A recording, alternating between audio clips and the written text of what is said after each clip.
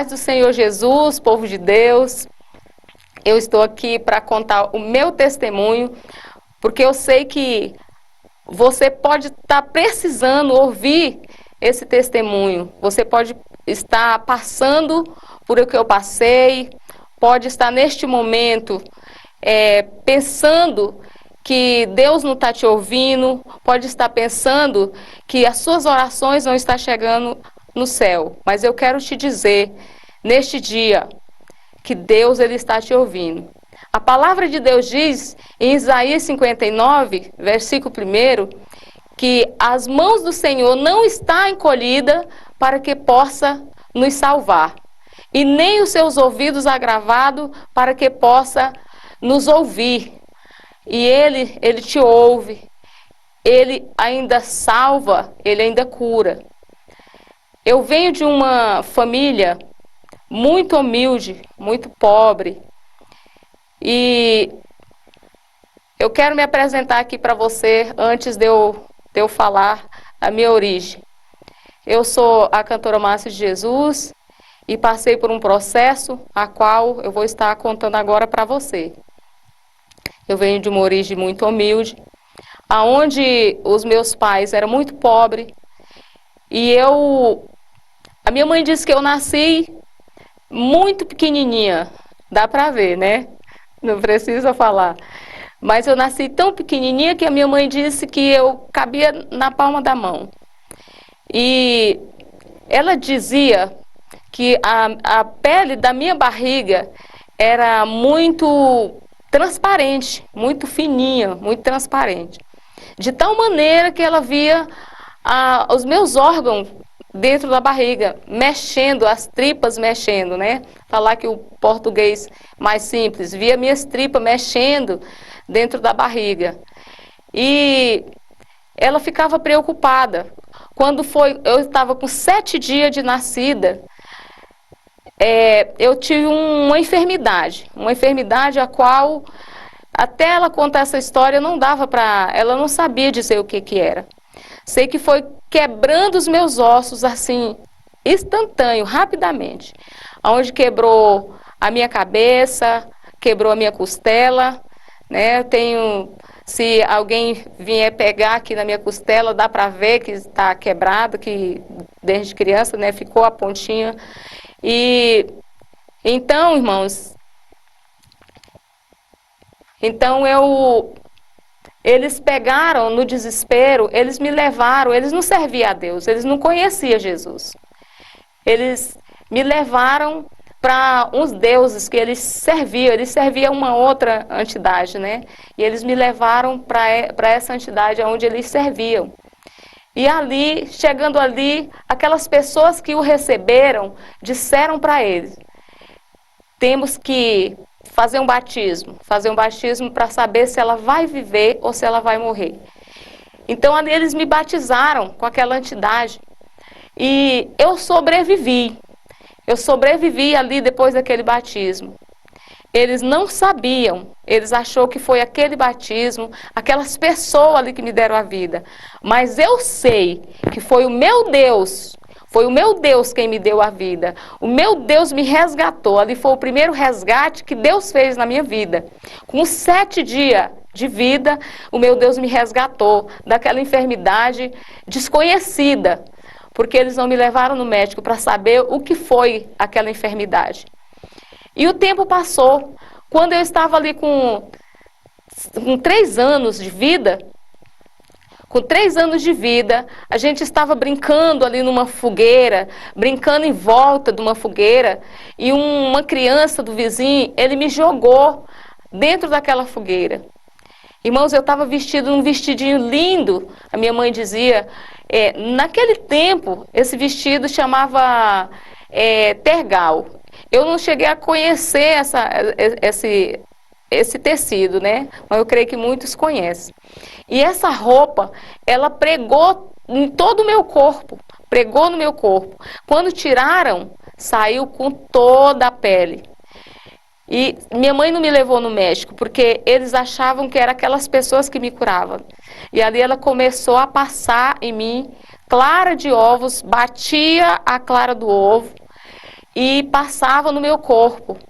E passava óleo de buriti, passava azeite de mamona, e Deus ali me resgatou mais uma vez. Eu creio que se tivesse me levado no México, não teria ficado bom, porque eles fazem raspagem e ali as feridas iam só aumentar. Mas com o poder do meu Deus, ali eu fui resgatada mais uma vez. A minha infância, e o tempo se passou, e ali eu fui crescendo. O meu pai, ele era muito carrasco, era uma pessoa, não era um pai presente, não era um marido presente, não era um marido tão bom. E ele saía muito, ele falava que ele estava trabalhando, era para trabalhar. Mas ele sempre voltava sem nada. E cada lugar que ele ia, ele deixava um filho para trás. Acho que era o motivo dele esquecer um pouco a gente. Então a gente passou muita fome, eu e meus irmãos. Nós éramos muitos irmãos e a gente passamos muita necessidade. Passamos muita fome mesmo. E eu me lembro que a gente saía para buscar fogo, distância de 12 mil metros, 12 quilômetros. Nós saía para buscar fogo, para buscar sal, para fazer apenas com mandioca, para cozinhar mandioca. Eu me lembro até que quando nós não achava fogo, a gente pegava, ele tinha umas espoletas que era de espingarda dele caçar, e a gente pegava essas espoletas para fazer fogo. Então a gente pegava e uma faca, colocava dentro da espoleta com algodão e batia no cabo da faca. E aí pegava fogo naquele algodão e a gente já estava com uma lamparina, que a gente morava na fazenda, e já estava com uma lamparina para acender ali. Se perdesse essa espoleta e não tivesse outra, já era motivo para ficar com fome. E eles, irmãos, e a gente passava fome demais. E nesse trajeto, o meu pai, a gente comia mandioca cozida, às vezes sem sal. A gente comia abóbora cozida. Se a gente não conseguisse, às vezes comia sem sal também. E o meu pai, ele não judiava da gente fisicamente, mas abandonava, não era presente, deixava nós muito sozinhos. E eu me lembro que meu pai, ele saía para caçar quando ele estava em casa. Se os cachorros não acuassem, o que ele queria, que ele falava, acuar a caça.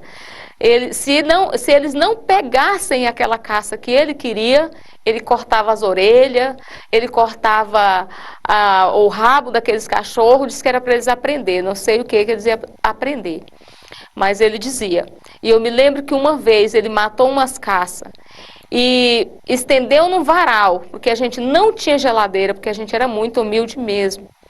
E ele estendeu no varal e aqueles cachorros pegaram aquelas caças, aquela carne que ele tinha estendido. E ele pegou no pé desses cachorros e ele saiu arrumando de tudo, nas árvores, no chão, e até ficar somente com o corpo daquele cachorro na mão. E aquilo ali assustava a gente, mexia com o nosso psicológico. E não foi fácil a minha infância, por necessidade de passar fome, de passar muita necessidade. A gente não tinha muita roupa para vestir, não tinha calçado, mas nós passava ali feliz com Jesus, junto com a minha mãe, e a gente passava feliz. Eu ainda não conhecia Jesus, mas eu já sabia que tinha um ser maior que cuidava de nós. E um certo tempo, meu pai me levou de novo nesse lugar, nessas entidades que ele servia, porque eu comecei a dar malária, eu e meus irmãos, e meu pai me levou para esse povo me curar. Mas quando eu cheguei ali, eu olhei, quando eu vi aquela mulher sentada ali, com uma roupa muito rodada, muito colorida, muitas velas, eu fiquei muito assustada e eu comecei a perguntar a ela se ela podia mais do que Deus. E a minha palavra era essa: você pode mais do que Deus? E ela não me respondia, ela só falava: vem aqui. E eu falava: você pode mais do que Deus? Mas ela não me respondia. E ela falou para o meu pai: leva ela, porque só quem pode com ela é aquele lá de cima. Assim ela disse. Ali eu vi mais uma vitória, que o meu Deus estava cuidando de mim. E aquela fase se passou e a gente não aguentou aquele trajeto. Eu tive que sair de casa muito cedo, ainda criança, e sair com a minha irmã, porque meu pai batia muito, judiava muito da gente. E eu saí, minha irmã falou também que não ia ficar, porque agora, além de ele nos bater muito, que ele judiava, ele batia tanto na gente que saía as tiras de couro junto com o cinto. E chegou esse dia que ele botou meus irmãos para bater. E eu fui conversar com ele, falar para ele não fazer isso, porque eu não achava justo ele pôr meus irmãos para bater, tinha que ser ele. Mas ele falou que não, que tinha que ser os meus irmãos que ia bater a partir daquele dia. E nós, cansados de apanhar muito dele, a gente resolveu a sair de casa. Mas como a gente ainda era criança, adolescente, na adolescência, né? A gente não conseguiu se sobressair. Para onde a gente foi, para a cidade que a gente foi. Porque ali minha irmã morava naquela cidade. Só que nós chegamos e não encontramos a minha irmã naquela cidade. E eu fui trabalhar para poder cuidar da minha irmã. Só que no primeiro dia que eu estava ali cuidando da minha irmã, eu arrumei um trabalho e eu não consegui cuidar dela. E no mesmo dia eu consegui trabalhar nesse lugar. Mas chegando à noite eu dormi e quando eu acordei já era... Na minha cabeça estava amanhecendo o dia, né? Eram 6 horas da manhã, era a hora de eu ir para o trabalho. Só que quando eu encontrei uma pessoa, falou: para onde você está indo? Eu falei que eu estava indo para o trabalho, falou: não, são 6 horas da tarde. Então eu tinha dormido a noite toda e o dia todo cansado, porque o trajeto que a gente fez era muito longe, passamos 3 dias com 2 noites caminhando. Nós chegamos no local, não sabia onde era pé nem onde era perna, tudo inchado, de tanto caminhar. Porque quando a gente tinha ido para este lugar, que meu pai nos levou, parecia ser perto. Mas quando a gente foi andar, não era perto, porque nós tínhamos ido de carro, nós era criança, nós tínhamos ido de carro e parecia ser perto. Mas não era perto. Levamos 3 dias com 2 noites para chegar no lugar. Inchamos as pernas, não sabíamos onde era perna nem onde era pé. Até quando chegamos neste lugar, nesta cidade, que eu fui trabalhar, eu não conseguia, porque eu estava muito cansada. E quando eu voltei lá no outro dia cedo, a mulher, ela me dispensou. Ela falou que não dava para mim trabalhar, porque eu era muito criança ainda e não dava para mim trabalhar. E ali eu perdi o emprego. Aí eu fiquei na rua, com a minha irmã, viramos meninas de rua, né, por um tempo, porque nós não sabíamos onde a minha irmã estava. Ali nós comia farinha, quando as pessoas nos davam farinha com sardinha. Eu me lembro que as pessoas às vezes nos davam sardinha, latinha de sardinha. A gente abria aquela latinha de sardinha e colocava farinha ali mesmo na latinha e comia. Não tinha lugar para tomar banho, não tinha lugar para dormir. E a gente ali achamos uma casa abandonada e fomos para essa casa abandonada. E pegamos ali folhas de piaçaba, folha de piaçaba. É um coqueiro, um coqueirozinho que ele chama, no meu estado, chama piaçaba. E a gente pegava aquelas folhas de piaçaba, colocava naquela casa abandonada, no chão, deitava e dormia ali. Até um dia minha irmã nos encontrar. E o sogro da minha irmã apareceu, eu conheci, e ele nos levou até minha irmã. Mas quando chegamos ali, o meu cunhado, a passar o tempo, meu cunhado começou a nos humilhar, começou a... Minha irmã, ela não sabe, eu creio que se ela assistir esse vídeo, agora ela vai saber.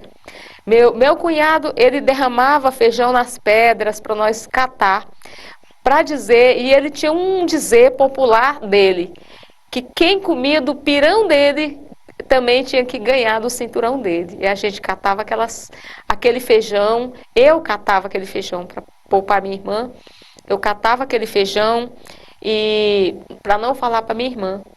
E ali o tempo passou, eu fui obrigada a, a me casar, verdadeiramente casar, mas ir morar com uma pessoa a qual eles falaram para mim, porque eles não davam conta de cuidar de mim, nem eu dava conta de cuidar da minha irmã, e tinha um rapaz que estava querendo cuidar da gente. Então, colocaram na minha cabeça e eu não via outra saída. Não queria ir para o mundo errado, achei que casando eu ficaria bem e minha irmã também. Fui morar com esse rapaz. E ali o tempo passou. Tive filhos, não deu certo, porque essa pessoa também deixava a gente passar muita necessidade. Eu, as crianças, não tinha roupa para vestir, não tinha calçado, não tinha comida, os vizinhos que ajudavam e assim, foi muito difícil. E nesse tempo eu não aguentei a situação e preferi cuidar dos meus filhos, sair, cuidar dos meus filhos. E quando veio acontecer coisas na minha vida, aconteceu muitas mortes na minha família. Primeiro foi a minha sobrinha, que veio a falecer, depois a minha irmã, depois o meu sobrinho, que era também filho da minha irmã, minha mãe e minha tia, e teve mais pessoas, a qual eu não vou entrar na causa desses óbitos, mas eles vieram a óbito. E minha irmã tinha filhos, e minha mãe também tinha filhos. E eu peguei, minha irmã morreu primeiro, eu peguei os meus sobrinhos para criar. Agora você imagina, um adolescente com 2 filhos, com mais 3 filhos da minha irmã, né, que minha irmã deixou. Então eu peguei essas outras crianças. Então, com 2 meus, com 3 da minha irmã, foram para 5. Então agora eu era um adolescente com 5 filhos. Não demorou muito tempo, a minha mãe também adoeceu e morreu. E agora eu tinha que pegar minhas irmãs para criar. Peguei as minhas irmãs, né? As minhas irmãs eram 3, então com 5 já foram para 8, para 8 filhos, né? E essas crianças elas eram muito criança, né? Elas eram muito criança, porque já sabe como que é criança. Criança pula, criança bagunça, faz tudo que um adulto, porque eles são criança. E eles tocaram fogo na casa. Queimou tudo, não ficou nada. E a assistência social do local, daquele tempo, um moço, ele falou que ele ia me ajudar. Ele ia me ajudar com as crianças. E ele pegou a gente, levou para frente da casa dele, colocou a gente numa casa, na frente da casa dele, conseguiu tudo, comida, vasilha, as coisas lá, colocou a gente em frente à casa dele. Depois este moço, ele começou a me chantagear, ele começou a falar que ele só ia cuidar de mim se eu fosse amante dele. E aí eu não aceitei, né? Porque eu já tinha estragado a minha vida lá atrás para não ir para o caminho errado. Agora eu já tinha meus filhos, que era a minha joia, que era tudo, que meus filhos são minha vida. Eu não ia fazer uma coisa dessa, né? Então eu rejeitei. No que eu rejeitei, ele começou a dizer que ele ia me tomar as crianças, porque eu era de menor e eu estava com aquele monte de criança, né? Eram muitas crianças. E ele começou a me chantagear, falar que ele ia me tomar as crianças, porque se ele chamasse o conceito tutelar, Até eu iria, né? Porque eu era de menor e agora a gente estava todo mundo sem documento, sem nada. E eu rejeitei e eu preferi fugir daquela situação. E eu fugi daquela situação com as crianças. E eu falei para ele, não, você não vai me tomar as crianças. E eu vou cuidar das crianças. Mas também não vou aceitar essa situação. E eu saí com aquelas crianças. E não foi fácil. Mas eu não dava conta, porque eu era um adolescente. E eu tive que dar ao meu sobrinho. E essa parte foi muito dolorida. Foi muito dolorida. E hoje eu estou contando esse testemunho, mas não foi fácil. E não é fácil. Sempre que eu falo nesse testemunho, não é fácil. Eu estou contando a minha história para vocês verem o que Deus faz. O que Deus é com a gente. Desde quando você nasce até o final da sua vida. Deus é contigo. Mesmo que eu não dei conta de cuidar daquelas crianças, eu tive que doar meus sobrinhos. Até hoje isso dói em mim. Eu tive que doar meus sobrinhos. Passar eles para frente, porque eu tinha os meus filhos para cuidar. E eu tinha também as minhas irmãs agora para criar também. Mas com a ajuda do Todo-Poderoso, que sempre me resgatou, Ele me ajudou. Ali o tempo passou. Teve muitas coisas que aconteceram, que eu não vou estar falando nesse testemunho, porque vai dar 10 livros. Mas onde eu quero chegar, de todo esse trajeto, de quando eu nasci até hoje, ao passar o tempo, eu conheci uma pessoa e eu me casei. Aí eu me casei, porque essa outra vez eu não tinha me casado. Porque eu não conhecia Jesus. Eu não conhecia Jesus, eu não sabia. Para me conhecer Jesus, eu tive que passar por uma depressão. Nessa morte toda, eu tive que passar por uma depressão. Aonde eu fiquei em cadeira de roda, eu fiquei sem falar, eu fiquei sem andar, para poder eu poder enxergar Jesus, para poder aceitar Jesus. Aonde o psiquiatra, eu passei por psiquiatra, passei por psicóloga, onde o psiquiatra falou para mim que só quem me curaria era Jesus. Era para mim procurar uma igreja, porque ele não me curava. Porque ali eu tomava remédios para dormir.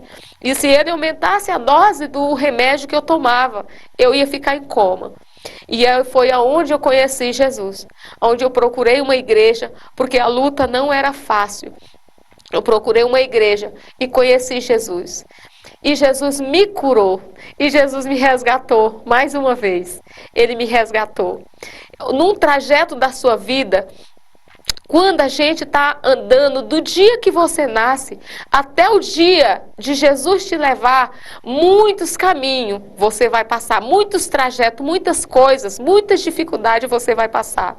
Ou seja, como a travessia do Rio Vermelho, aquele povo saindo ali do Egito, não é diferente a nossa vida, não é diferente. E ali Jesus me resgatou. Então, quando eu conheci essa pessoa, eu já era evangélica, já estava nos caminhos do Senhor. Então agora seria mais fácil lutar, porque eu já conhecia quem estava me resgatando desde que eu nasci. Aí eu vim entender quem me resgatou o tempo inteiro. E eu conheci essa pessoa, que era uma pessoa muito boa. E o tempo foi passando, muitas coisas foi acontecendo.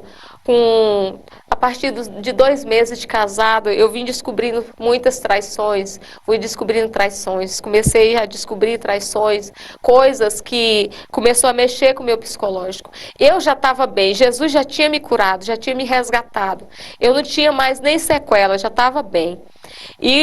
Mas ao começar essa nova vida, o meu psicológico não aguentou.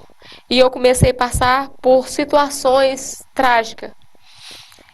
E foram muitas coisas.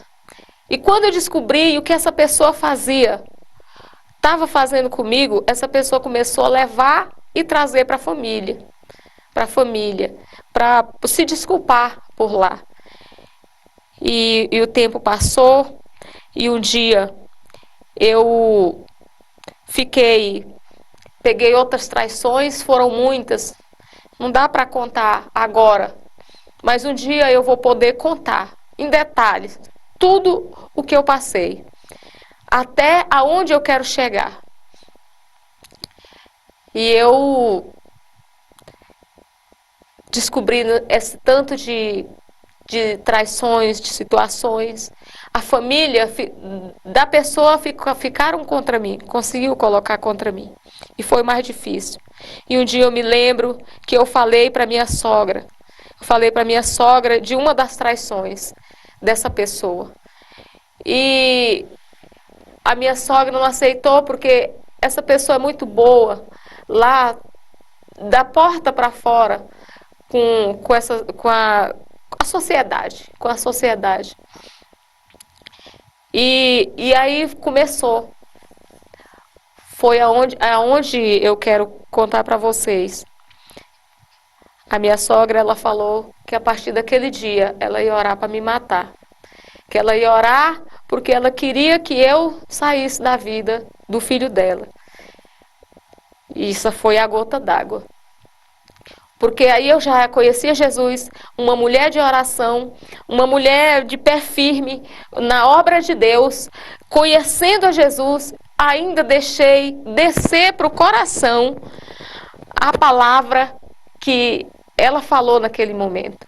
E depois daquele dia, foram dias e dias eu pensando, como que pode uma pessoa estar orando pela outra, estar orando, fazendo bem, e uma pessoa chegar e falar que vai orar para matar a gente. E aquilo desceu para o meu coração. E tempo passou, e eu me lembro que um dia eu estava deitada, eu não posso deixar de falar isso. Eu estava deitada, eu não durmo de dia à tarde, mas nesse dia eu deitei e eu estava assistindo televisão, e quando eu acordei, tinha um demônio bem grande. Eu sei que muitas pessoas não vão acreditar nisso, mas muitas pessoas vão, porque o mundo espiritual existe, porque a Bíblia diz que existe. Deus, está escrito na palavra de Deus que existe. Tinha um ser bem grande. Ele apontou para mim o dedo bem forte e falou com uma voz estrondosa. Ele apontou mesmo assim e disse: morre! Com aquela voz tão suada que suou no céu. Essa voz suou, não vou dizer bem no céu, mas essa voz suou no teto, nas nuvens. E eu levantei e já me coloquei de joelho e já comecei a orar e repreender. No nome de Jesus, eu falava, tá repreendido no nome de Jesus. E eu orava. Mas o que eu quero dizer é que eu, sendo uma mulher de fé, eu sendo uma mulher de oração, eu deixei aquelas palavras descer para o meu coração, e toda aquela traição, toda aquela vida que já durava 8 anos, e eu não tirava da minha mente, né? Deixei descer para o coração. Às vezes eu vou falar coisas aqui repetitivas, porque eu estou emocionada de contar esse testemunho, mas vocês vão me entender. E a partir daquele dia, eu comecei a sentir dor no coração. Eu já tinha ido muitas e muitas vezes no médico, e ele dizia, não, você não tem nada no coração, é só problema emocional.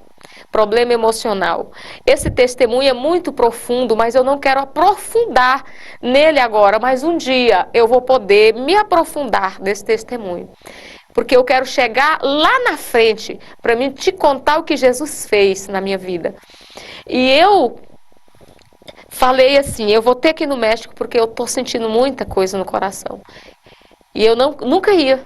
E nesse dia, uma semana depois, umas mãos me empurraram da cama, me levantaram. E eu chamei minha filha e falei, vou no médico hoje. Mas eu sentia que tinha algo me empurrando até chegar ali. E eu falava para minha filha, falava, não estou indo por mim, alguém está me levando. E eu cheguei ali, consultei, consegui a consulta, falei para o médico, eu vim fazer uma consulta, doutor, porque eu estou com um problema no coração. E fiz todos os exames e o médico falou, você não tem nada no coração. E eu senti uma dor bem leve do lado esquerdo, no pé da barriga. Às vezes você vai estranhar as minhas palavras, né? O meu sotaque, né? Eu falo com palavras simples, com minhas palavras tocantinense, né? Mas você está me entendendo, eu tenho certeza.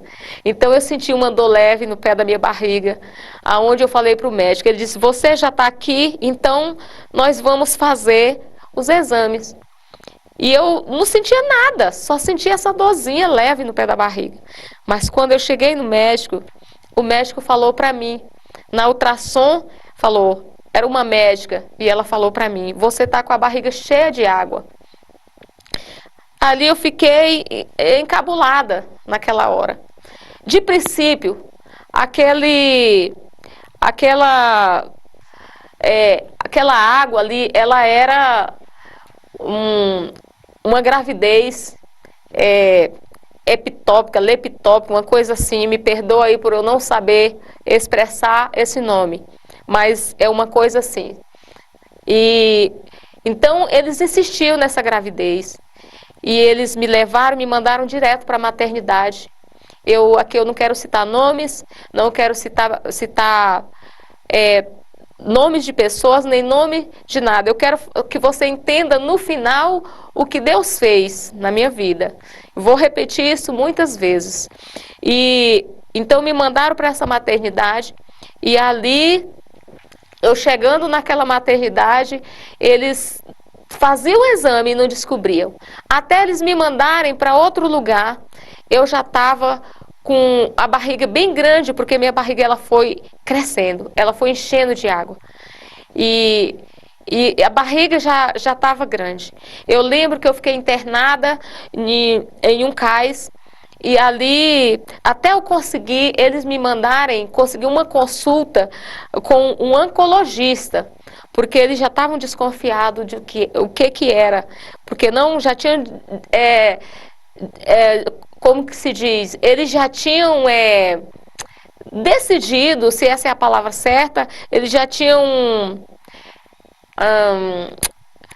não sei como falar, eles já sabiam que não era uma gravidez mais, né? Eles já sabiam que não era uma gravidez. E eles me mandaram para o oncologista. Até eu arrumar esse oncologista, conseguir esse oncologista, demorou muito tempo. Eu cheguei no oncologista e com os exames anteriores, e ele falou para mim, olha, eu vou falar para você. Eu vou te mandar para o Araújo Jorge, mas 95% que é maligno. Essa água que está na sua barriga, o aspecto dessa água que está na sua barriga, 95% que é maligno. E ele falou para mim, chore, pode chorar, porque não vai ser fácil o que eu vou te dizer agora. Não vou te garantir 100%, mas você já pode sair daqui para o Araújo Jorge sabendo que você vai fazer um tratamento de câncer. E falou bem o nome. Falou, esse nome câncer, ele assusta qualquer um. Mas você pode chorar, você pode espernear aqui, você pode descabelar aqui. Mas quando você levantar, você sacode a poeira, dá a volta por cima, sabendo que quem está lá em cima, ele é maior do que um câncer. E você é vencedora. Porque muitos, e quando falam num câncer, eles desmontam. Eles já desanimam. Mas quando falam numa gripe, eles não fazem nada. E às vezes vem a óbito por causa de uma gripe. Porque o nome não vai fazer eles correr atrás do tratamento. Mas uma gripe pode dar uma pneumonia, né? Pode dar muitas coisas. E o câncer tratado hoje, você vai viver muito tempo. E ele citou várias doenças. Falou, hoje você está recebendo um diagnóstico de uma doença maligna, mas amanhã alguém que não tem nada pode estar morrendo e você ficando.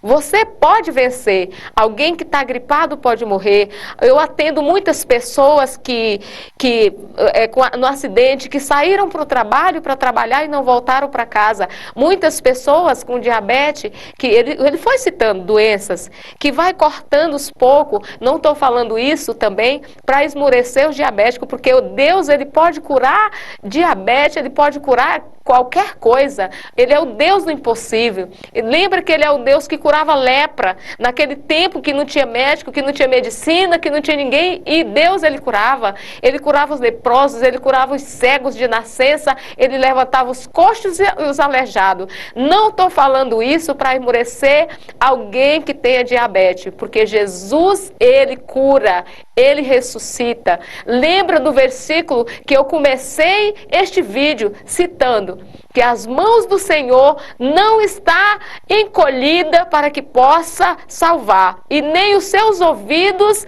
agravado para que possa ouvir. Lembre deste versículo. E ali o médico me animou, aquele oncologista, ele me animou, mandou eu levantar, e eu levantei com o barrigão que já estava grande. Agora foi a luta da espera para chegar a hora do Araújo Jorge chamar. Fui para a fila do Araújo Jorge. E ali começou a tortura, porque nessas alturas eu não respirava mais direito. Eu já não, com licença aqui, mas eu já não fazia o 2 e nem o 1, já estava difícil para fazer. E já não comia mais, né? Porque não cabia. A minha barriga, eu acho que eu não vou poder mostrar neste vídeo, mas se um dia você me levar na sua igreja para contar o testemunho, eu posso mostrar como que eu fiquei, as imagens. Eu tenho as imagens no meu celular guardadas. As pessoas achavam que eu estava grávida de 9 meses, grávida de trigêmeos. Não era nem de uma criança, era de trigêmeos. Então, até chegar o dia do Araújo Jorge me chamar. E eu estava o quê? No joelho, orando. Eu não estava de joelho, é lógico, eu estava acamada já. Aí eu já estava acamada. Mas no joelho, que eu falo o modo de orar, mas tinha muitos de joelho orando por mim. Levantaram o exército para orar por mim. Levantou as pessoas do bem que me fizeram bem, eu vou falar o nome. Outras que eu não falar o nome, me perdoa, mas essas eu vou ter que falar. Eu vou ter que citar nomes aqui, para saber que ainda há povo de Deus na terra que intercede por nós, que intercede por você. E onde há vitória, há alguém orando também, há alguém de joelho, joelho no chão.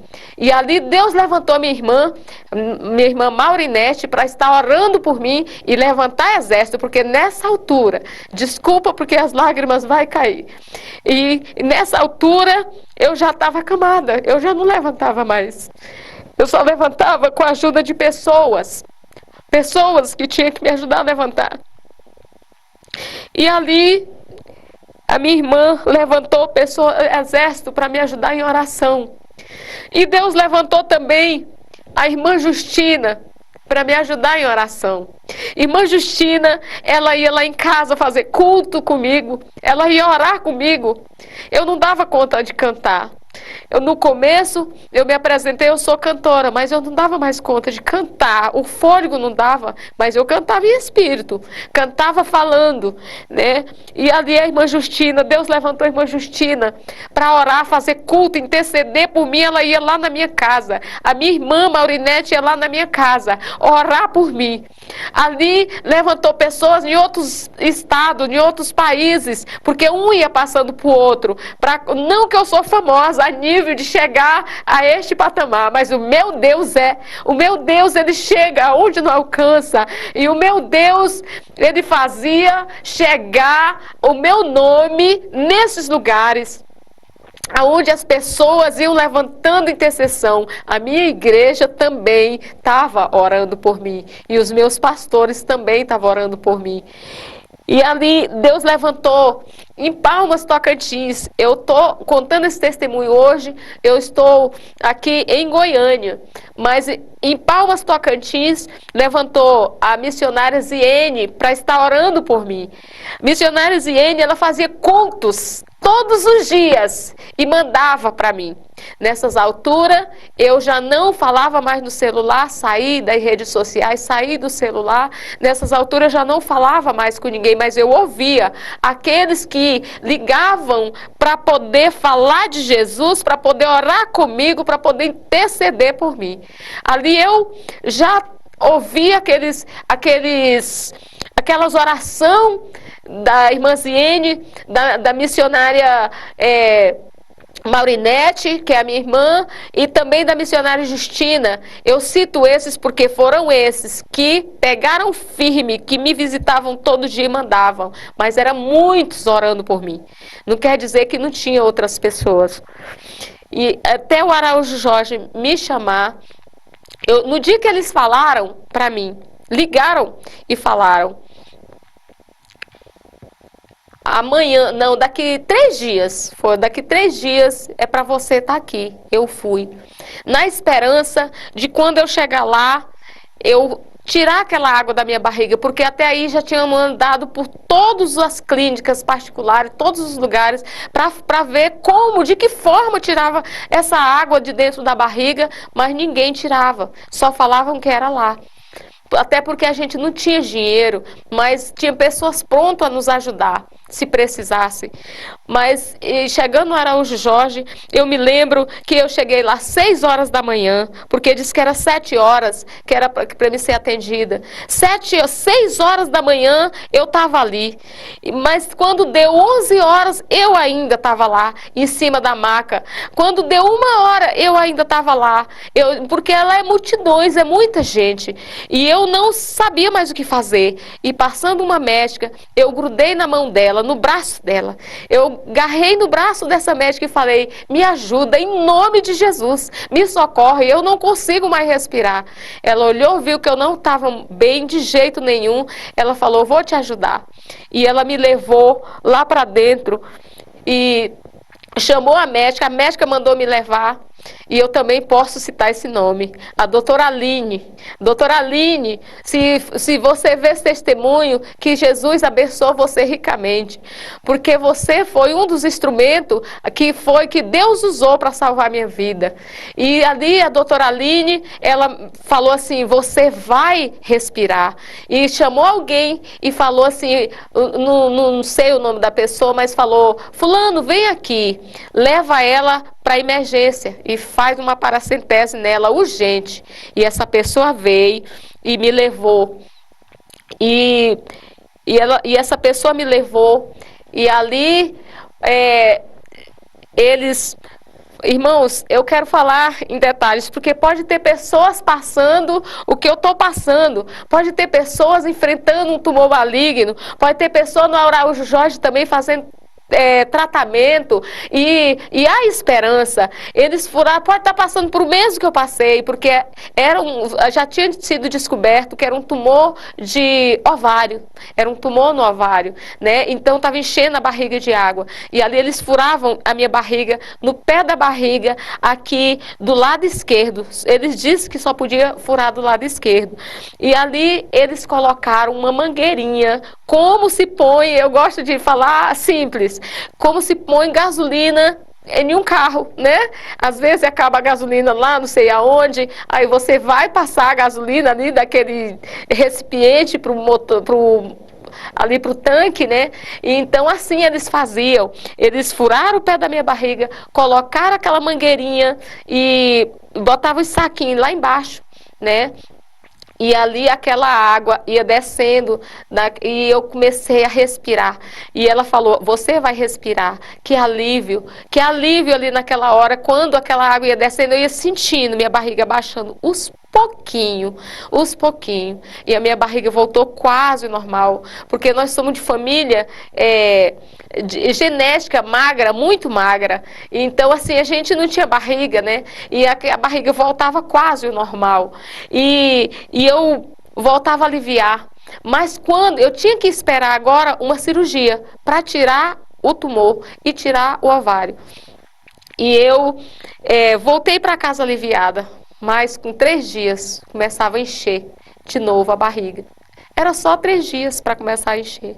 Então, de 7 em 7 dias, eu tinha que estar lá no Araújo Jorge fazendo paracentese.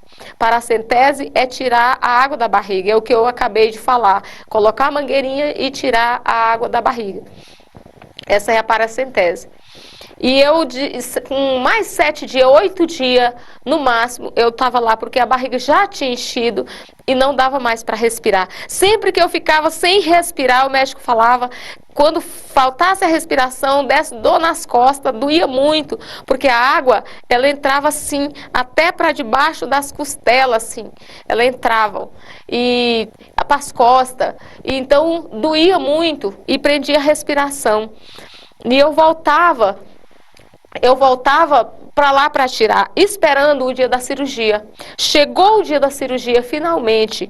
Para falar foi rápido, mas para esperar foi demorado, muito demorado. Chegando o dia da cirurgia, porque um dia eu estava lá muito ruim e eu passei mal. E ele falou, o médico chamou o outro e falou, vamos levar ela para a sala de cirurgia, porque ela não vai resistir. E ali me levaram para a sala de cirurgia. Para a sala de cirurgia não, me levaram para o internamento lá para o lugar onde interna lá, para a sala, onde eles deixam para o quarto, né, esperar. E ali eu vi pessoas indo e eu ficando. Foram as mulheres e eu fiquei. E naquele dia não deu para mim fazer a cirurgia. Voltei para casa e esperei chamar. Quando eles me chamaram novamente, eu fui. Aí eu fui para a sala de cirurgia. Mas eu dormi, é lógico, né? Aplicaram anestesia, eu dormi. E no outro dia, quando eu acordei, eles estavam falando, olha, não teve jeito para fazer a cirurgia, porque já espalhou em toda a barriga. O tumor, ele me explicou, o médico me explicou que ele vai soltando focos. Ele fez até uma comparação que eu quero fazer aqui para você. Porque, como eu tenho uma explicação simples, você pode também ter um entendimento simples, e eu quero te explicar como ele me disse. Não tem carvão ruim quando você vai fazer um churrasco? Não tem carvão ruim que você acende a churrasqueira e ele começa a soltar a faísca? Então, assim foi a mesma coisa que o tumor fez. Ele foi soltando focos na sua barriga e espalhou em toda a barriga. Então, a gente abriu e fechou. E eu voltei para casa de cirurgia e do mesmo jeito. Continuei a paracentese. E orando, e todos de joelho orando, e eu orando. Eu fazia campanhas de oração, acamada, mas eu fazia campanhas de oração, porque eu tinha certeza que o meu Deus, Ele vive, e Ele ia me resgatar. E pessoas, como levantava pessoas para falar para mim que eu ia sobreviver, que eu ia conseguir, levantavam pessoas, os amigos de Jó, também para condenar, levantavam pessoas para dizer que daquela eu não ia sair, levantavam pessoas para sorrir, porque para eles ali era o meu fim, levantavam pessoas para dizer que ali era a minha morte, porque aí começavam a dizer que eu tinha feito isso, tinha feito aquilo. Mas nós sabemos que Deus, Ele não dorme, e Ele é quem tudo vê. E eu, ali firmada no Senhor, eu confiava que o meu Deus ia me resgatar daquela situação. E chegou o dia, eles falaram para mim, vamos fazer uma quimioterapia em você, para ver se o tumor diminui, para poder nós fazer a cirurgia. E chegou o dia de fazer a quimioterapia, fui fazer a quimioterapia, fiz a primeira quimioterapia, fiz a segunda quimioterapia e nada. na terceira quimioterapia, eu quero falar para você que acredita em Deus e que não acredita, que eu vou continuar esse testemunho falando para você que Deus, Ele existe e que Ele é dono da vida, Ele é dono da vida, Ele é dono da cura. E ali, Deus levantava pessoas, profetas, para ir lá na minha casa. Começou levantando profetas conhecidos para falar para mim. Começou mandando pessoas falar para minha irmã, falar para mim que eu tinha que perdoar. Eu tinha que perdoar pessoas, falava no plural, pessoas. E eu falava, quem são, Jesus, essas pessoas? E eu sei, Jesus, que a tua palavra diz que desde a nossa meninice nós somos mal. Mas quem são essas pessoas que eu fiz o mal ou que me fez mal que eu preciso perdoar? Porque às vezes a gente quer pedir perdão para alguém que você fez mal. Mas quando é a pessoa que faz mal pra gente, nós achamos que essa pessoa tem que vir até você, pedir perdão pra você. Aí é aonde as coisas entram em você. Aonde eu tinha deixado, lembra que lá atrás eu falei que eu tinha recebido uma palavra mal e eu tinha deixado descer pro coração. Aí é onde o inimigo começou a trabalhar na minha vida. Eu abri brecha para o inimigo entrar, porque o inimigo não precisa de portas abertas, ele precisa de brechas para entrar na minha vida e na sua vida. E eu dei brechas, brechas grandes, porque se eu sou uma pessoa de oração, eu tinha que ter levado para o joelho, tinha que orar, repreender em nome de Jesus, não ter deixado descer para o coração. E ali, pessoas que Deus levantava e mandava minha irmã falar, ela tem que perdoar pessoas. E eu comecei a dizer, Jesus, manda pessoas que eu não conheço, manda profetas que eu não conheço, falar para mim quem são essas pessoas que eu tenho que perdoar. E ali, Jesus fez.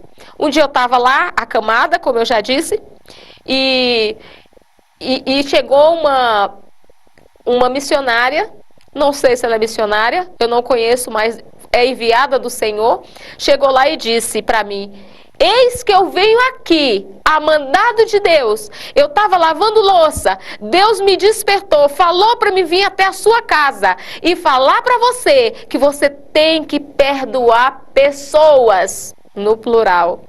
E aí ela começou a dizer, eis que é uma mulher, eis que é um homem, eis que te botaram em cima dessa cama. Eis que essas pessoas falaram coisas que te magoaram. Eis que tu deixou descer para o coração.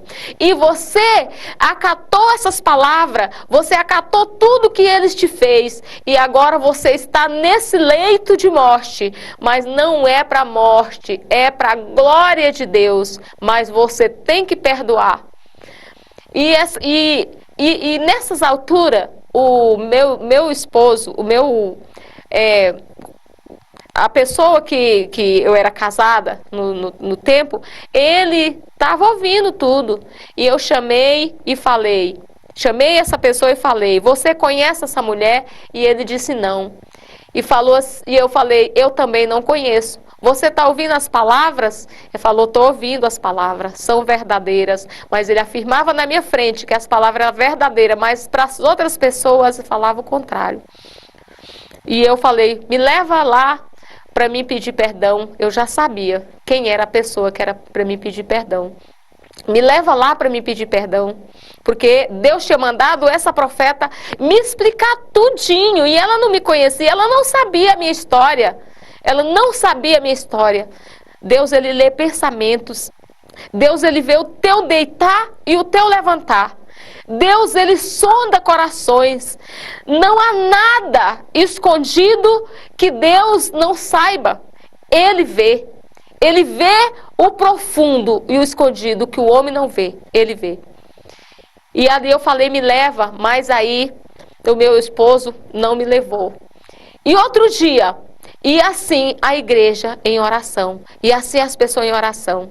Outro dia chegou uma missionária, olha, eu moro em Goiânia, ela veio de Senador Canedo, Deus despertou ela lá, só vi ela essa vez. Ela era tão pequenininha, tão pequenininha. Ela chegou lá, mas o Deus era grande na vida dela. E ela já chegou falando em mistério. Ela já chegou falando em mistério e disse: eis que eu já te mandei. Eu já mandei profetas vir até ti e falar que é para te ir até aquela mulher, pedir perdão para ela. É para te ir até essas pessoas, até aquele homem, e pedir perdão para ele. E tu ainda não foi. Por que, minha serva, que tu não foi ainda? Eles te botaram nesse leito, eles te colocaram aí, eles levaram o teu psicológico lá embaixo, eles fizeram você ficar dessa forma. Eles são ruins, minha serva, e você? Você é boa, minha serva? E eu caí em lágrimas, chorando, porque eu sei que eu não sou boa. E ali eu falava: não sou boa, Senhor, não sou boa, porque a tua palavra diz que desde a meninice que nós somos mal, que o nosso coração é mau.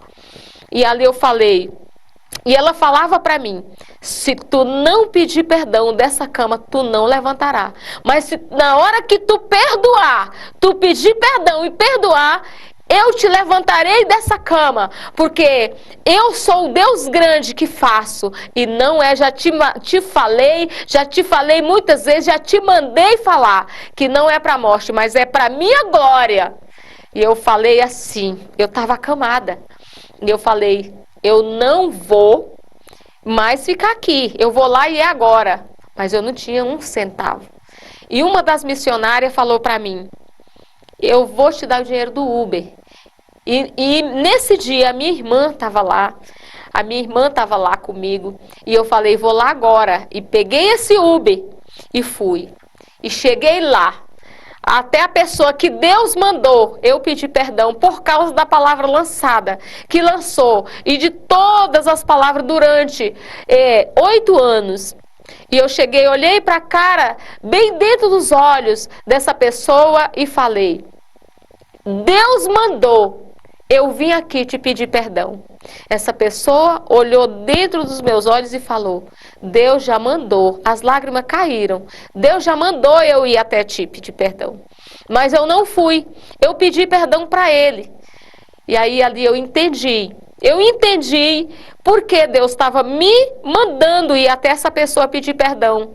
Porque ele já tinha falado com essa pessoa e ela não foi até mim. E Deus sabia que se ele mandasse eu iria. Mesmo acamada, do jeito que eu estava, eu iria até lá pedir perdão. E eu fui. Irmãos, olha o poder do perdão. Aqui eu quero chegar em todo esse trajeto que eu comecei lá da onde eu nasci. Eu comecei te contando de quando eu nasci até esse trajeto. Porque o poder do perdão. Talvez você está aí nessa cama do Araújo Jorge. Talvez você está aí acamado na tua casa, porque eu estava acamado na minha casa. Talvez você está neste leito de hospital. Talvez você está com essa enfermidade que às vezes os médicos nem sabem que diagnóstico tem essa enfermidade. Será que não é falta de perdão? Será que não é porque Deus já te mandou ir perdoar alguém que você fez algo a ele ou que ele te fez? Será que não é? Raciocine nessa tarde comigo. A partir de agora, você faça um autoexame na tua vida. Faça uma retrospectiva na tua vida. Veja o que aconteceu do dia que você nasceu até agora, neste momento que você está vendo, assistindo esse vídeo. Não sei qual é a hora que você vai estar vendo esse vídeo, se vai ser à noite, se vai ser pela manhã, se vai ser à tarde, se vai ser, não sei qual é o horário, não sei de que forma você se encontra agora. Se você já perdoou alguém, passe esse vídeo para alguém ouvir, porque a falta de perdão te leva para o Araújo Jorge. A falta de perdão te leva para um leito, te leva para um caminho difícil, porque até eu chegar aí, eu já tinha passado poucas e boas. Para me contar para você, não é a mesma coisa de passar. Nesse trajeto, até eu chegar aqui te falando, já tinha passado muito tempo, muitos meses, que eu estava acamada ali, né? Muitas vezes o coração cheio de amargura, cheio de mágoas, por causa das palavras lançadas. Pedir perdão para quem você fez o mal é fácil, mas e pedir perdão para quem te fez o mal? Não é fácil, porque você fica na cabeça, não foi eu quem fiz, não foi eu quem disse, não foi eu que falei, não foi eu que fiz isso, e aí dificulta a tua ida. Mas não importa se foi a pessoa que te fez ou se foi você que fez, corra, corra agora, vai agora e peça perdão a essa pessoa, seja a sogra, seja o esposo, seja o filho, seja a mãe, seja o pai, seja o vizinho, seja o pastor, seja a pastora, seja os irmãos da igreja, seja quem for, não importa quem seja, garanta a tua salvação. Garanta a tua salvação, porque a mão do Senhor não está encolhida para que possa te salvar. Não está. E Ele vai te perdoar. Não importa o tempo, não importa a hora, não importa. Enquanto há fôlego de vida, há chance de salvação. Não espere Jesus voltar. Não espere. Não espere o arrebatamento, não espere chegar a hora, porque vai chegar a hora, não sabe qual é a hora da tua senha, nós não sabemos qual é a hora da nossa senha, e se chegar a hora da tua senha, ou que você perdoou, ou que você não perdoou, vai, não tem jeito, então perdoa. Perdoa porque às vezes Jesus quer te curar. Porque às vezes falta de um perdão, você vai viver muitos anos. Vai viver ainda. Vai contar o testemunho como eu estou contando agora para você. E depois que eu perdoei, eu saí, eu andei, minha irmã me levou para um restaurante, eu não comia, eu comi no restaurante, né? Eu fui almoçar lá e ali tirei foto, mandei para minhas irmãs e depois eu fui fazer a paracentese, porque a barriga ainda estava grande, mas eu já tinha levantado. Olha que vitória! Eu não levantava, eu só levantava com um seguro do lado, o outro seguro do outro, e aí eu levantava para ir no banheiro, eu não levantava para tomar água para nada. Mas aí eu já levantei, eu já dei conta, eu fui almoçar com a minha irmã, eu fui almoçar com a minha família, né? A barriga estava grande, mas eu consegui. E eu fui no médico fazer a paracentese. Quando eu cheguei lá, o médico pegou na minha barriga e falou, volte depois, porque tá ainda mole, a barriga só pode fazer quando tiver dura, porque se ela tiver mole, corre o risco de furar o intestino, o médico falou para mim. E eu voltei porque já estava dando falta de ar, já estava com dor nas costas, já estava doendo tudo. E eu voltei chorando, mas aliviada, porque eu tinha ido fazer o que Deus mandou eu fazer, que era pedir perdão, que era perdoar. E eu voltei e a minha barriga foi murchando sozinha. Não precisou mais eu fazer paracentese. E ali eu estava na quimioterapia, eu estava fazendo a quimioterapia. E ali chegou o final da quimioterapia e eu já estava careca, né? Eu já estava carequinha, já não tinha mais cabelo, já tinha caído tudo. E ali não foi fácil. Contar hoje aqui também não está sendo fácil, mas eu preciso despertar você para o perdão. Eu preciso despertar você saber que o meu Deus e que o teu Deus, Ele ainda cura, Ele salva, Ele liberta, Ele perdoa. E não tem tempo ruim para Deus, Ele está de braços abertos, esperando o seu coração aquebrantado, aquebrante o seu coração, aquebrante a sua alma. Não importa a hora. Deus, Ele é contigo. E chegou o dia de eu terminar a quimioterapia.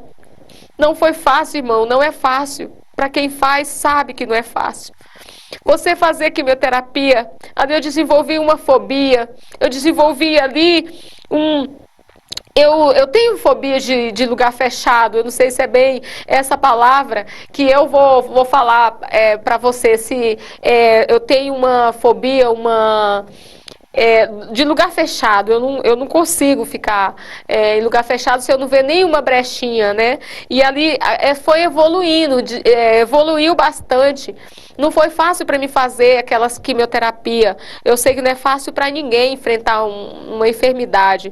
Mas aí terminei, chegou o dia de eu voltar para a cirurgia. Porque lembra que lá atrás no vídeo eu falei para você que não deu para tirar o tumor, porque quando abriram já tinha espalhado em toda a barriga? Pois é, agora chegou o dia de eu fazer a cirurgia. Voltei na médica, o tumor já tinha sumido. Não estava mais, os focos já tinham sumido. Olha que lindo, olha que Deus lindo. Eu tinha feito essa quimioterapia para diminuir o tumor, era para diminuir. Mas quando eu voltei lá não tinha mais tumor nenhum. Lá já não tinha mais os focos, né? Só tava as lesões. E chegou o dia de eu fazer essa cirurgia, a médica falou para mim. Olhou nos meus olhos com um desânimo. Ela só não falou com essas palavras: você não tem mais jeito, né? Mas ela falou para mim assim: você sabe que nós pode abrir você e fechar, né? Antes de ver os exames que tinha sumido o tumor, né? Você sabe que nós podemos abrir você e fechar novamente. Ou seja, você sabe que daqui pode ser seu último dia. Você pode não voltar para casa, né? Foi isso que ela falou. Ou então você pode voltar e esperar lá chegar a hora, convidar os parentes, mandar fazer o café, né? Falar para a funerária e isso, com essas palavras, com outras palavras, ela quis me dizer essas palavras. Eu falei para ela: sei, mas eu também sei que o meu Redentor vive. Eu também sei que o meu Deus, Ele cura. Ele curou Lázaro. Ele ressuscitou Lázaro, melhor dizendo. Ele ressuscitou Lázaro com 4 dias de morto. Né? Lázaro já cheirava mal, Lázaro estava ali, nos olhos humanos não tinha mais jeito, porque ali quando as irmãs de Lázaro foram atrás de Jesus, elas falaram para ele: Jesus, não tem mais jeito, ele já morreu. E Jesus chegou na hora dele, e na hora dele ele foi lá e deu vida a Lázaro. E assim Deus faz na sua vida também, Ele vai fazer na sua vida. E fomos para o centro cirúrgico. E no outro dia, eu acordei da anestesia e eu perguntei na hora da visita do médico, eu estava aflita para que o médico fosse. Eu estava confiante no meu Deus, mas não tem como você não desenvolver uma ansiedadezinha, né? Uma preocupação. E preocupação às vezes é bom, porque se você não se preocupar, você não vai correr atrás do seu objetivo. Então é uma preocupação confiante em Deus, porque quem somos nós para ir contra o querer do Senhor? Ali era tudo ou nada, e eu sabia que Deus estava na direção. E o médico olhou para mim e falou assim: olha, eu perguntei: e aí, doutor? Ele falou: a sua cirurgia foi 0. Aí eu me gelei, eu falei: como assim 0? E eu pensei comigo: se ele está falando que a cirurgia foi 0, ele falou que podia me abrir e fechar novamente, não tem mais jeito. Então, se ele está falando isso, que foi 0, eu creio não, que eu estava crendo no meu Deus, né? Mas eu pensei assim comigo: deve ser que não tem mais jeito mesmo, né? E naquela hora, ele falou assim: 0 assim, toda doença foi tirada. A sua cirurgia foi brilhante, toda doença foi tirada. Foi 0, não ficou nada.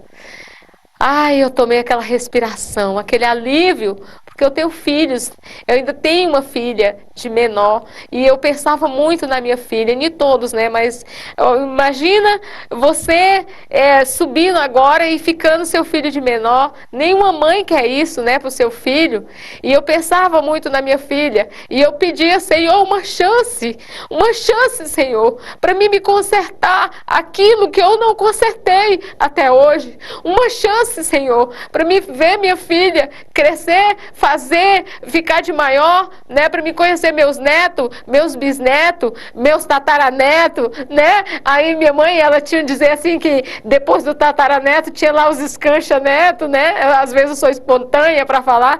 Então, assim, eu pedia a Deus que deixasse eu sei que não tem essa expressão, né? Mas para descontrair um pouco, minha mãe, ela falava isso. E eu pedi a Deus que me desse essa oportunidade. E Deus me deu essa oportunidade. Tanto que eu estou aqui hoje falando com você. Não espere. Não espere você chegar no leito de hospital. Não espere você chegar no Araújo Jorge, não é fácil. Não espere você ser humilhado, porque nesse todo trajeto eu fui muito humilhada. Eu fui muito humilhada pela pessoa que vivia comigo.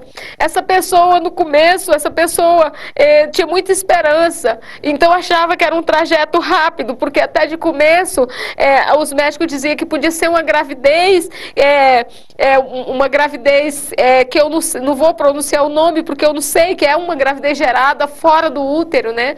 Então eu tinha esperança que fosse rápido, que fosse passageira, mas não foi. E quando essa pessoa viu que não era passageira, e antes eu tinha gravado um CD, eu estava indo até bem nas redes sociais, começando até bem, fluindo até bem, e aí essa enfermidade surgiu na minha vida, então virou uma bola de neve também para esta pessoa, e então ele viu que o trajeto era um processo, ia ser longo, era uma caminhada.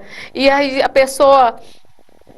Então, às vezes, a pessoa não dava para esperar, né? Então foi muita humilhação, passei por muita humilhação, de ouvir, quando eu estava acamada, passar fome, necessidade, porque os meus filhos que estavam comigo, estudava e trabalhava e não tinha tempo para cuidar de mim.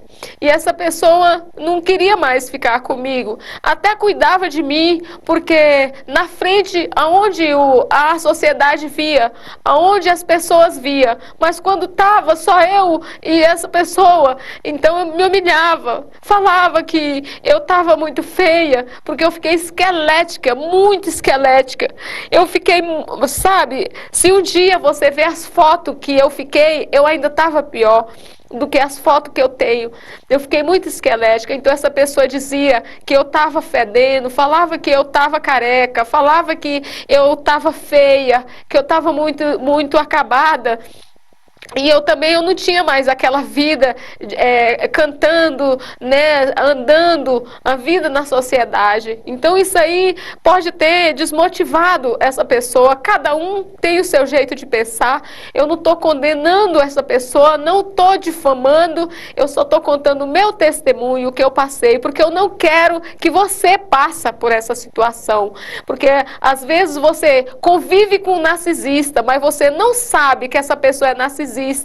E aí você te leva para um leito de hospital.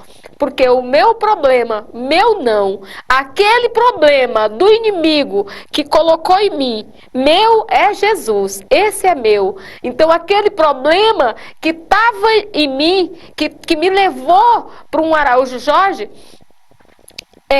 foi emocional, não foi hereditário, né? Os médicos, eles me avisaram muito que eu podia pegar um câncer, né? E pelo meu emocional abalado, ele chegou até sugerir, os médicos chegaram até sugerir que eu largasse essa pessoa, porque senão um dia eu ia ter um câncer, ou então um problema do coração. Isso eles sugeriram na frente dessa pessoa, né?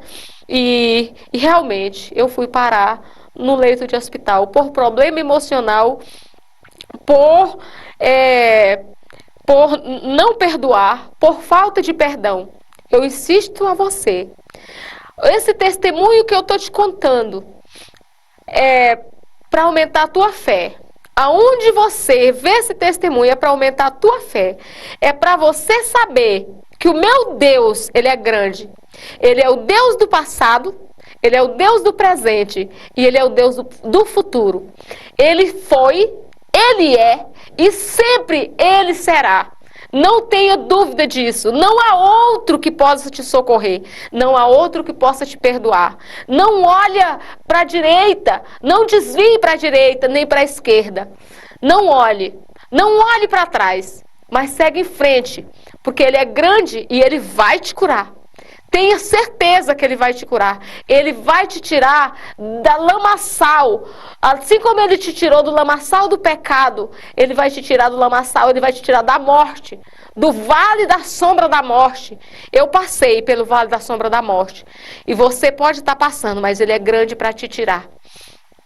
Ele é Deus poderoso. E eu quero te falar, nesta tarde, que levante em oração. Levante. Não deixa ser tarde. Porque tem pessoas que dizem assim, nunca é tarde, mas eu posso te dizer que é tarde. Porque, como eu falei, chega a senha. E se você não tiver perdoado, vai ser tarde. Muitos estão indo sem salvação, por falta de perdão, por falta de arrependimento, por falta de Jesus. Mas eu sei que você, depois de você ouvir esse testemunho, você vai se redimir. Você vai procurar aquela pessoa que te fez mal ou que você fez mal. Porque como aquela missionária chegou lá e Deus mandou dizer, você também é boa? Foi muito bom eu ouvir isso.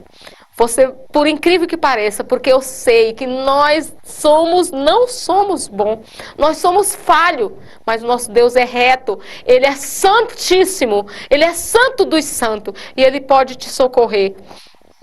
E ali eu fui resgatada. Você viu que desde quando eu nasci, que eu sou resgatada por Jesus? E também quando eu estava ali acamada, também pessoas da mesma entidade de quando minha mãe e meu pai servia, que me levaram lá, eles me testaram de novo, mandaram uma pessoa deles ir lá na minha casa, eu acamada, esquelética, deitada, nas últimas, para o homem, mas para meu Deus eu sei que não era, e falou para mim as mesmas palavras lá de trás, vai lá naquele lugar, naquelas pessoas que eu sirvo, porque eles vão te curar. Ele falou para mim. E eu falei assim, meu Deus, vai me curar. Eu fiz uma pergunta para essa pessoa. Se você pudesse falar com o presidente da República, você falaria com o vereador da sua cidade? Então, assim sou eu. Se eu posso falar com o meu rei, o meu presidente, eu não vou falar com o vereador, eu vou direto a ele. Porque eu sei que ele vai resolver o meu problema e ele vai resolver. E aqui estou contando esse testemunho para você. Deus me resgatou novamente e eu estou aqui. Porque lá no Salmo 91 está dizendo: aquele que habita no esconderijo do Altíssimo, à sombra do Onipotente descansará. Direi do Senhor, Ele é o meu Deus, o meu refúgio, a minha fortaleza, e nele confiarei, porque Ele te livrará do laço do passarinheiro e da peste perniciosa. Ele te cobrirá com as suas penas e debaixo das suas asas estará seguro. A sua verdade é escudo e broquel. E Ele ainda diz: não temerá espanto noturno, nem seta que voe de dia, nem peste que anda na escuridão, nem mortandade que assole ao meio-dia. E Ele diz: 1000 cairão ao teu lado, 10.000 à tua direita, mas tu não serás atingido. E ele ainda diz, ele me clama e eu respondo. Ele me clama e eu responderei. Ele está dizendo, cada Bíblia tem uma tradução, mas é isso que a palavra de Deus está dizendo a você. Eu quero fazer uma oração nessa tarde para você.